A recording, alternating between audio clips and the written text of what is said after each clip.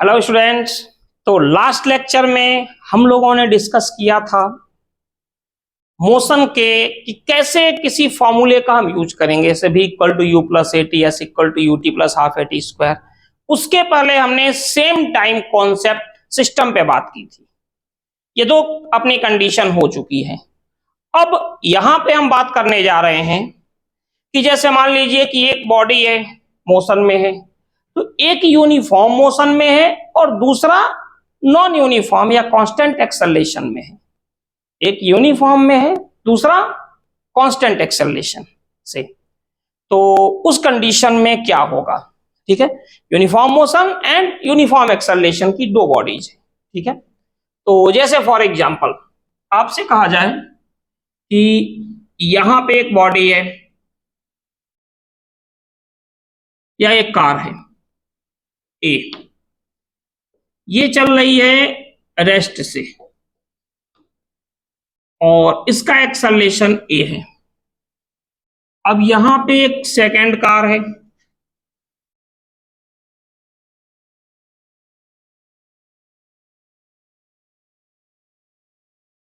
Second car है B, ये चल रही है कैसे? कांस्टेंट वेलोसिटी से, इसको हमने मान लिया v। और इनके बीच का जो सेपरेशन है ये क्या है? x। ये हमारे पास है।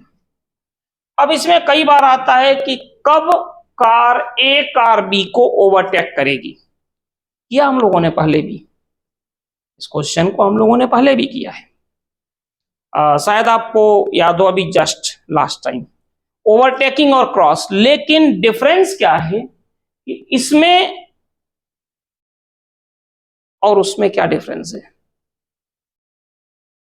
डिफरेंस ये है कि उसमें दोनों यूनिफॉर्म मोशन में थे, इसमें ये कांस्टेंट वेलोसिटी से जा रही है कार बी, लेकिन कार ए कैसे जा रही है? एक्सेलरेशन से। ठीक है, तो अगर हम ये एज्यूम कर लें कि ये लोग यहां पे जाके, इस पॉइंट पे जाके, यानी वाई डिस्टेंस चलने के बाद से कार ए जो है वो कार बी से आगे निकल गई। कार ए जो है ये कार बी से आगे निकल गई। कॉन्सेप्ट वही होगा, इनके लिए भी टाइम क्या है? टी, और इनके लिए भी यही टाइम सेम होगा। दोनों के लिए टाइम सेम होगा जो हम लोगों ने लास्ट टाइम किया था। लेकिन एक डिफरेंस है, डिफरेंस ये है दोनों में कि मोशन का ये जो है वो कैसे है? कांस्टेंट या यूनिफॉर्म मोशन है, और ये क्या है? नॉन यूनिफॉर्म मोशन या कांस्टेंट एक्सेलरेशन, यहां पे जो हमें देखने को मिलता है। तो अगर हम बात करें फॉर ए, ए की बात करें, तो ए की बात करें तो ए में आप देख सकते हो ए का क्या है? ए का क्या है? कांस्टेंट एक्सेलरेशन है। तो अगर कांस्टेंट एक्सेलरेशन है तो ए कितना डिस्टेंस कवर कर रहा है? फॉर्मूला लगेगा s equal to u t plus half A T square. ऐसा क्यों? क्योंकि देखिए यहां डिस्टेंस गिवन है और टाइम इतना तो गिवन है या फाइंड करना होगा। ठीक है, तो ये कंडीशन हो गई s equal to u t plus half A T square. तो एस कितना हो जाएगा? देखो यहां से चले और लास्ट वहां तक, यानी टोटल क्या हो जाएगा? X plus Y. रेस्ट से चल रही है तो u zero into t plus half a into t square. तो यहां सॉल्विंग के बाद क्या आ गया? X plus y equal to half A T square. ये अपने पास बन गया एक इक्वेशन। अच्छा, बी की अगर हम बात करें, क्या डिफरेंस है फॉर बी? बी की क्या है? Constant velocity. तो इसमें फॉर्मूला क्या होगा? स्पीड यानी जो कि v है equal to distance upon time, यानी y अपॉन टी। तो y equal to v t, ये कंडीशन है यहां पे। ठीक है, और इस बेस पे हम इसको सॉल्व कर लेते हैं। ठीक है, आई थिंक y की वैल्यू यहां पुट करते हैं तो क्या होगा, चलो बता भी देते हैं। इस y की वैल्यू को यहां पुट कर देते हैं, तो x plus v t equal to half A T square, और यहां से जो भी हमें चाहिए वो फाइंड कर लेते हैं। ठीक है, तो ये कंडीशन यहां पर होती है। ठीक है, अब एक काफी बेटर क्वेश्चन इसका होता है, जिसमें कि थोड़ा सा क्वेश्चन इसको कर लेते हैं सिंपल, फिर हम आगे बढ़ते हैं, तो ज्यादा बेटर है, आप लोगों को अच्छे समझ में आ जाएगा। ठीक है, तो चलिए यहाँ पे थोड़ा सा डायग्रामेटिकली हम यहाँ कर रहे हैं।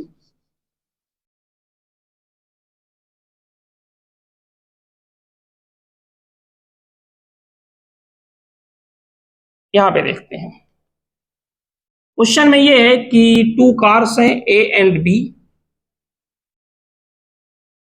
Moving in same direction. दो कार्स हैं ए और बी जो कि सेम डायरेक्शन में जा रहे हैं।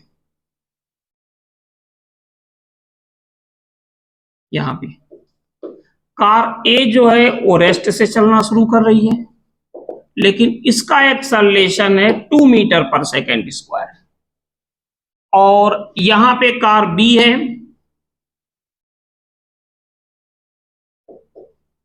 इसकी वेलोसिटी है 10 मीटर पर सेकेंड, और इनके बीच का जो सेपरेशन है 50 मीटर है। ठीक है, इतना है अपने पास। ठीक है, अब ये पूछें कि आप ये बताइए कि कितने टाइम के बाद कार ए कार बी को ओवरटेक कर लेगी और डिस्टेंस क्या होगा। ये जो है ये कौन सा मोशन है, कांस्टेंट है या यूनिफॉर्म है। तो क्वेश्चन क्लियर है, two car A and B moving in same direction at straight horizontal road. The car is starting from rest and the acceleration of the car is 2 meter per second square. ठीक है, and car B moving with uniform velocity 10 meter per second. ठीक है, initially the separation between A and B is 50 meter per second. Find the time and distance covered by the car A when car A overtake car B. ठीक है, ये है अपने पास। तो थोड़ा सा इसको हम देख लें।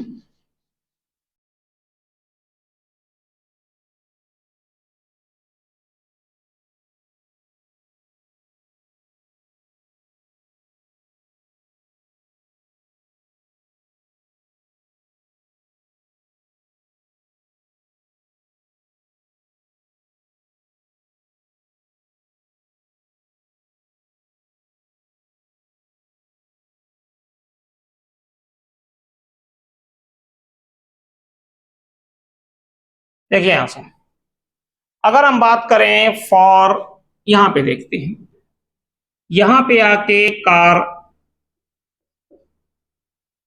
बी को कार ए ने क्या किया, ओवरटेक कर लिया। इस डिस्टेंस को हम ले लें एक्स। ठीक है ना, इस डिस्टेंस को हमने ले लिया एक्स। अब थोड़ा सा समझिए इस चीज को, जैसे अगर हम बात करें फॉर, इसकी बात कर रहे हैं बी की बात कर रहे हैं, बहुत ज्यादा इसमें कुछ ऐसा है नहीं। ठीक है, अगर हम बी की बात कर रहे हैं, तो बी की बात करें तो स्पीड इक्वल टू क्या होगा, डिस्टेंस अपॉन टाइम। तो जैसा कि मैंने बताया था कि अगर सेम टाइम पे मोशन स्टार्ट हो रहा है, तो जब भी बॉडी एक दूसरे को क्रॉस करेंगी या एक दूसरे को ओवरटेक करेंगी, अगर मोशन सेम टाइम पे स्टार्ट हो रहा है, तो जब भी बॉडी एक दूसरे को क्रॉस करें या एक दूसरे को ओवरटेक करें, एक दूसरे को तो नहीं करेगी, एक ही बॉडी करेगी। ठीक है, तो उस समय टाइम सेम होगा। ठीक है, ये हमने आपको लास्ट लेक्चर में भी इसको बताया था। ठीक है, तो यहां पर समझिए, मान लीजिए बी अगर यहां से यहां तक बी का टाइम टी है, यहां से यहां तक का, तो ए भी, तो ए का टाइम भी क्या होगा, यहां से यहां तक का क्या होगा, टी। दोनों का टाइम क्या होगा, सेम होगा। तो अब थोड़ा सा हम यहां पे देखते हैं फॉर बी के लिए। देखिए बी जो है वो कांस्टेंट वेलोसिटी है, यूनिफॉर्म वेलोसिटी। जिससे कि हमें यह समझ में आ गया कि फॉर्मूला लगेगा speed equal to distance upon time. ठीक है, तो जैसे इसकी स्पीड क्या है 10, डिस्टेंस क्या है x और टाइम क्या है t, x अपॉन t। तो यहां से x इक्वल टू आ गया 10t। ये तो तब आया जब हमने b की बात की। ठीक है, अब अगर इसी में बात करें फॉर ए की बात कर रहे हैं, लेकिन ए का मोशन क्या है, ध्यान से समझो। जो ए का मोशन है वो क्या है, एक्सेलेटरी मोशन है। एक्सेलरेशन गिवन है, रेस्ट से चल रहा है मतलब कि यू भी गिवन है 0, और डिस्टेंस है। तो देखो एक्सेलरेशन, डिस्टेंस और यू इतना गिवन है। तो देखो मान के चलिए कि डिस्टेंस है तो फर्स्ट इक्वेशन तो नहीं होगा, v equal to u plus a t, नहीं होगा, कोई मतलब नहीं है। s equal to u t plus half A T square and v square equal to u square plus 2as, ये दो हो सकते हैं। लेकिन क्योंकि ये जो इक्वेशन ऑब्टेन किया इसमें टाइम है, तो हमें टाइम की जरूरत पड़ेगी। तो अपने लिए इक्वेशन ले दे के बच गया s equal to u t plus half A T square. तो s कितना हो गया यहां से 50 plus x equal to u क्या है 0 into t plus half, a कितना है 2 टी स्क्वायर। ठीक है, तो क्या हो जाएगा 50 प्लस एक्स की वैल्यू यहां पुट कर दें 10t equal to T square. तो T square minus 10t minus 50 equal to 0। यहां से आपको टाइम फाइंड करना। अब आप कहोगे यार 50 का वो कैसे होगा, ठीक है 10 इंटू 5 हो गया तब भी नहीं हो पाएगा, ये तो समस्या हो गया। तो कोई समस्या नहीं है। देखिए इसके लिए आपको करना पड़ेगा equation A T square plus B T plus C equal to 0। Formula आता ना A X square plus B X plus C equal to 0, quadratic equation का। तो x का नहीं, यहाँ पे t का फंक्शन है, सो हम t का ले लें। तो अगर इनमें देखोगे आप कंपेयर करोगे तो a कितना आ गया यहां से, a आ गया 1, b कितना आ गया यहां से -10, और c कितना आ गया -50। तो t इक्वल टू क्या होगा, जो अपने पास formula -b plus minus under root B square -4ac upon 2a, ये होगा। ठीक है, अब देखो आप, तो क्या हो जाएगा यहां से t इक्वल टू बी के प्लेस पे कितना है minus of -10 plus minus under root B square यानी -10 का स्क्वायर 100, बी स्क्वायर -4, ए क्या है 1 और सी क्या है -50 अपॉन 2a। ठीक है, तो क्या अपने पास आ गया 10 प्लस माइनस। ठीक है, तो ये हो जाएगा अंडर रूट 100 प्लस 200 यानी ये आ जाएगा 300 अपॉन 2। तो 10 प्लस माइनस 10 रूट 3 अपॉन 2, तो ये आ जाएगा 5 प्लस माइनस 5 रूट 3। अब माइनस तो पॉसिबल नहीं है, तो 5 प्लस 5 रूट 3 सेकेंड, इतना टाइम होगा।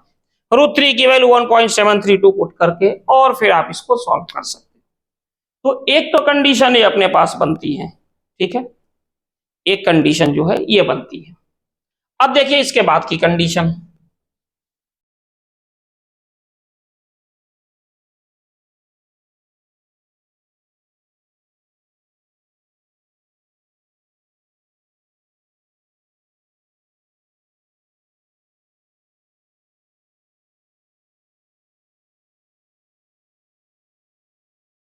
ये तो कर ही लिया होगा आपने।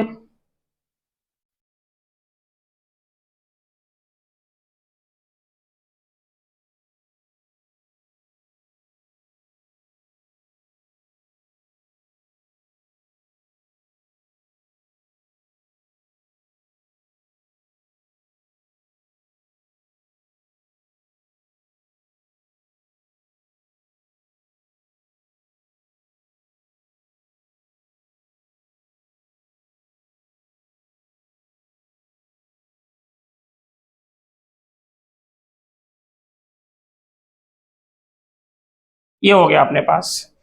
अब देखिए एक कंडीशन और आती है कि जैसे मान लो कोई भी ट्रेन है, वो किसी पोल को, इलेक्ट्रिक पोल को क्रॉस कर रही है, या कोई भी ट्रेन है वो इलेक्ट्रिक पोल को क्रॉस कर रही है, या दूसरी ट्रेन को क्रॉस कर रही है, या किसी ब्रिज को क्रॉस कर रही है। ठीक है, तो फॉर एग्जांपल यहां समझिए, मान लीजिए ये ट्रेन है, ये कोई ट्रेन है जो कि यूनिफॉर्म वेलोसिटी से जा रही है, इसकी लेंथ क्या है, एल। ये जा रही है यूनिफॉर्म वेलोसिटी से, और यहां पे एक इलेक्ट्रिक पोल है, ये जो है ना,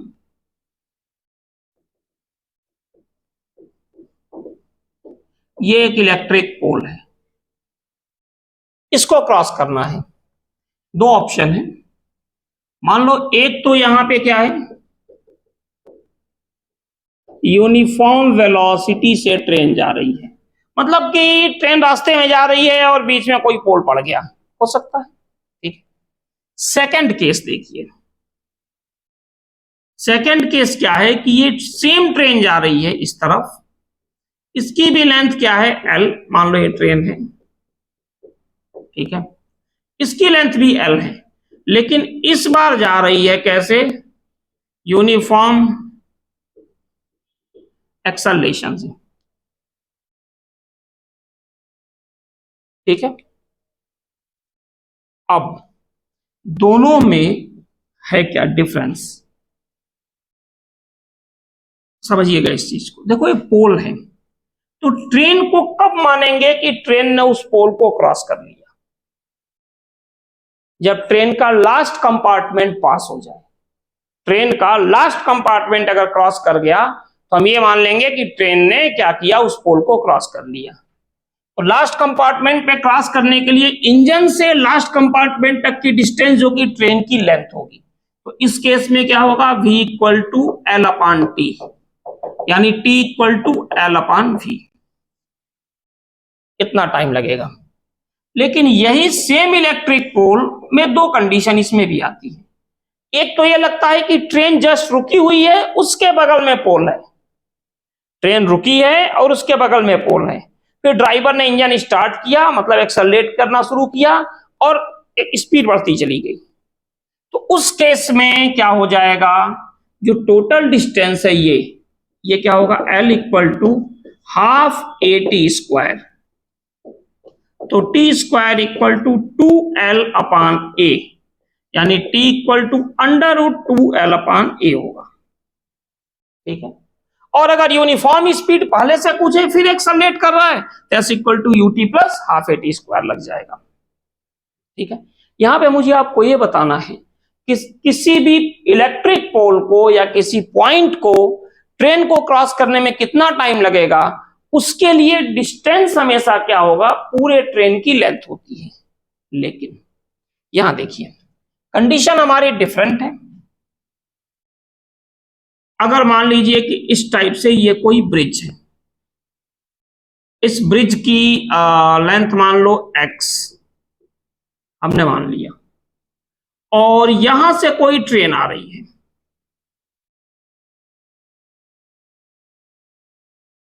ये कोई ट्रेन आ रही है, इसकी लेंथ है y या l, ले लो जो l ही हमने लिया था। अब इस ट्रेन को ब्रिज को क्रॉस करना है, तो ये बताइए कि ट्रेन को हम कब एज्यूम करेंगे कि ट्रेन ने ब्रिज को क्रॉस कर लिया। ऑप्शन क्या होगा अपने पास, देखो ट्रेन के ब्रिज को क्रॉस करने का जो ऑप्शन होगा ये होगा कि हम कब मानते हैं कि ट्रेन ब्रिज पे चली गई। पहले बताइए हम कब मानते हैं, कब एज्यूम करते हैं कि ट्रेन ब्रिज पे चली गई, कब, जब इंजन जाता है। और हम कब कहते हैं कि ट्रेन ब्रिज को क्रॉस कर गई, जब उसका लास्ट कंपार्टमेंट क्रॉस कर गया। तो मान कर चलिए ट्रेन का इंजन गया और ईश्वर न करे बट एक्सीडेंट हो गया, तो हमें थोड़े कहेंगे अरे नहीं नहीं ट्रेन का एक्सीडेंट नहीं हुआ था, वो तो इंजन का एक्सीडेंट हुआ था। ऐसे ही मान लो पूरी ट्रेन निकल गई, लास्ट कंपार्टमेंट में कोई प्रॉब्लम आ गई, गिर गया, कुछ भी हो गया ब्रिज पर ही, हम कहेंगे अरे नहीं नहीं ट्रेन को कुछ नहीं हुआ, वो तो लास्ट कंपार्टमेंट था, उसको हो गया, नहीं काम चलेगा इससे ना। बिल्कुल सेम यही मैं आपसे बोल रहा हूं कि ट्रेन यहां पे आई और ट्रेन क्रॉस कब करेगी, जब ये जो लास्ट कंपार्टमेंट है, मान लो पॉइंट ए है, ये यहां पे आ गया, यहां से चलते हुए चलते हुए चलते हुए, यानी ट्रेन जब यहां पे आ गई, निकल गई, इसका लास्ट कंपार्टमेंट का जो पॉइंट ए है, अगर यहां से यहां तक आ गया, तब हम मानते हैं कि ट्रेन ने क्या किया, ब्रिज को क्रॉस कर लिया। तो इस केस में जो फॉर्मूला होता है, अगर मान लो ट्रेन की स्पीड v है, तो स्पीड इक्वल टू डिस्टेंस क्या होगा, length of train plus length of bridge upon time. तो यहां से टाइम आता है कितना, l plus x upon v। तो ये इस लेक्चर में मुझे आपको यही बताना था कि अगर कोई भी ट्रेन ब्रिज को क्रॉस कर रही है और इलेक्ट्रिक पोल को क्रॉस कर रही है, ठीक है, तो कंडीशन क्या होती है, जो हम डिस्टेंस लेते हैं इलेक्ट्रिक पोल के केस में, चाहे एक्सेलेटरी मोशन हो या यूनिफॉर्म मोशन हो, दोनों स्थिति में जो डिस्टेंस लेते हैं हमेशा क्या लेते हैं, जो भी जो भी ट्रेन की लेंथ होती है। लेकिन अगर वही ट्रेन मान लीजिए किसी ब्रिज को क्रॉस कर रही है, ये जो ट्रेन है किसी ब्रिज को क्रॉस कर रही है, तो इस केस में जो भी हम डिस्टेंस लेते हैं, length of bridge plus length of train, इन दोनों का साथ में लेते हैं। उसका रीजन यही है क्योंकि हम ये मानते हैं कि कोई भी ट्रेन जब ब्रिज के मतलब उसका इंजन गया ब्रिज पर, तो ट्रेन हम मानते हैं पहुंच गया, ट्रेन पहुंच गई, ठीक है। और जब लास्ट कंपार्टमेंट पार कर लिया तो हम ये कहते हैं कि ट्रेन निकल गई ब्रिज से। इसके लिए दोनों की लेंथ का होना जरूरी है। और अभी तक अगर आपने चैनल को सब्सक्राइब नहीं किया है तो उसे कर लें, ठीक है, बेल आइकन यूज करें, और वीडियो अच्छा लगता है तो शेयर भी करें। ये व्हाट्सएप नंबर है मेरा, इस पर आपको अगर कुछ और डिमांड होती है तो आप हमसे कर सकते हो और वो मैं आपको कराऊंगा, ठीक है। तो आज का लेक्चर थोड़ा सा छोटा है, तो आज हम इतना ही रखते हैं। कल हम करेंगे, कल का लेक्चर हो सकता है कि थोड़ा सा बड़ा हो आपके लिए, ठीक है। तो चलिए फिर कल मिलते हैं, ठीक है, ओके, थैंक यू।